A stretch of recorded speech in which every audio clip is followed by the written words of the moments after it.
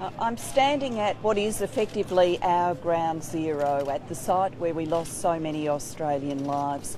I've had the opportunity to lay a wreath and to pay my respects.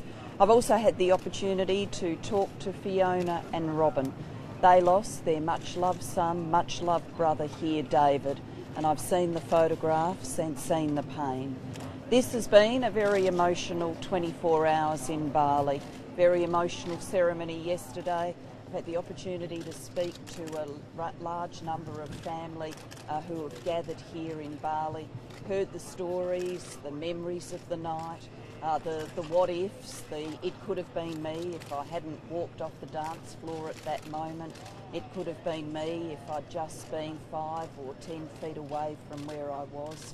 The feelings of the survivors as they come back, many of them feeling a sense of reflection, some of them still doing the what-ifs in their head about whether or not it could have been them, some of them still overcoming the injuries that they got in this place.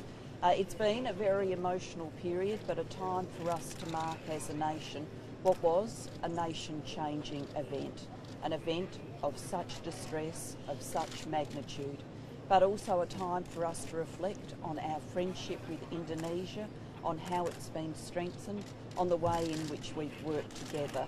And as I stood at the memorial, I talked to the Governor, who was then the police chief, about what this site was like immediately after the bombing, but also about the partnership and cooperation that grew up between our police forces as a result of our joint hunt to get those responsible, which has happened, and this terrorist network has been held to account, people have been prosecuted, and it has been dismantled because of that policing effort. So it's with a great sense of sadness that I stand here today, but I have felt a real sense of privilege too, to have the opportunity to speak to so many Australians yesterday and today. Look, I understand the real sense of distress and discomfort people have when they visit here. I mean, you can feel it yourself. You do want to see something more there that marks our emotions than what stands there now. I think that's really very dislocating for people who come to this side. It's just not in keeping with the emotions that are welling up in them.